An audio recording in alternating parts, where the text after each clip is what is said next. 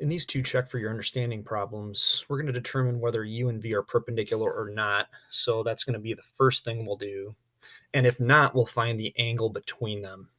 So let's take a look at that for the first one.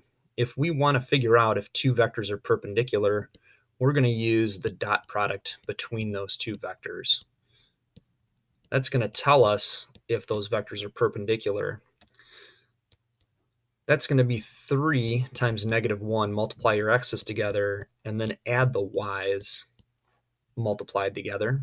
So we'll have -3 plus 75. And that's going to give us 72. Oops, that's equal to 72. So what does that tell us? Well, it tells us that the vectors are not perpendicular. So we could say no, or we could say not perpendicular. There's a perpendicular sign there. And then the next piece is going to be for us to try to figure out what the actual angle is between those two. So to do that, we need to use that dot product, and we also need to use the magnitude of each vector. So to find the magnitude of vector u,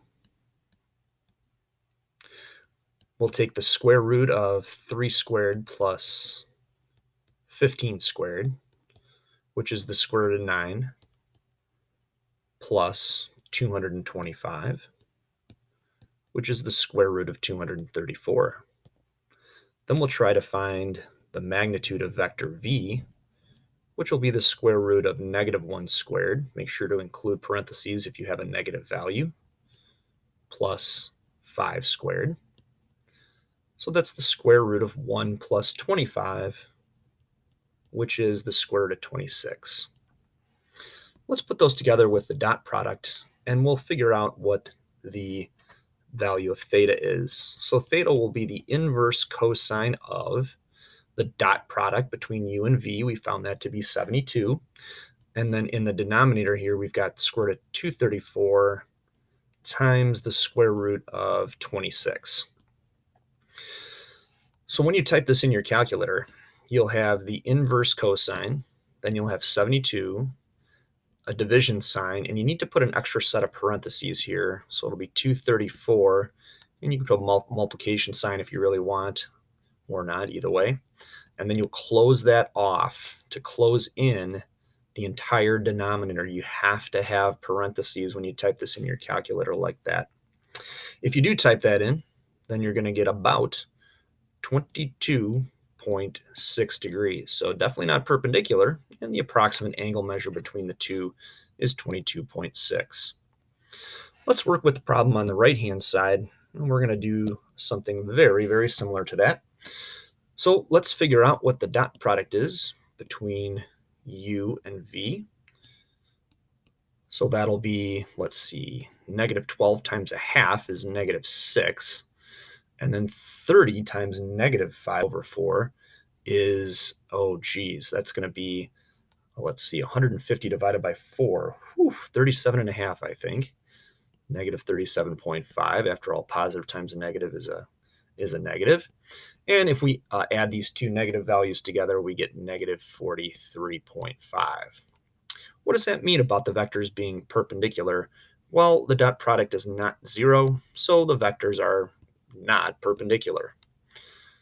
Now we're going to work with the dot product and also the magnitudes of each one of these vectors. And we're going to go ahead and try to figure out what that angle is between them.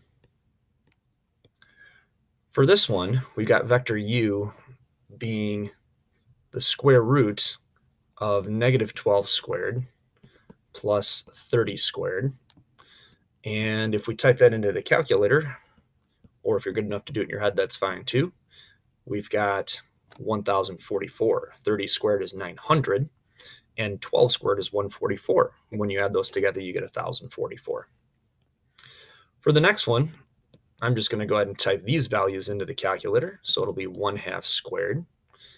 Oops, it's supposed to be squared, not an 8. Let's see if we can erase that, draw a little bit better here. There we are. And we've got -5/4 then squared. So that's going to work out to be the square root of 1.8125. Then to figure out our theta will be the inverse cosine of The dot product is negative 43.5. Oops, should have put the parenthesis up there yet.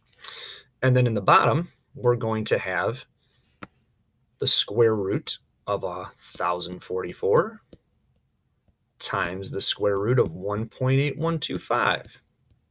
And that's all inside the parentheses. And if you type that in your calculator, you actually get an approximate of 180 degrees.